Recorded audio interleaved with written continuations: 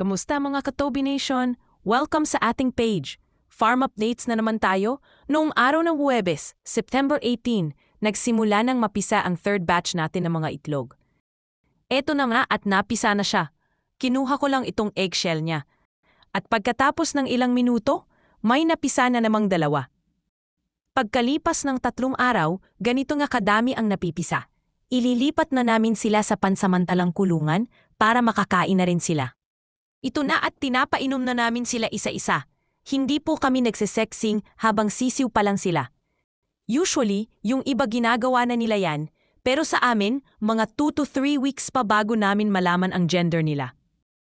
Halatang gutom na sila, kaya kukuha muna ako ng pagkain.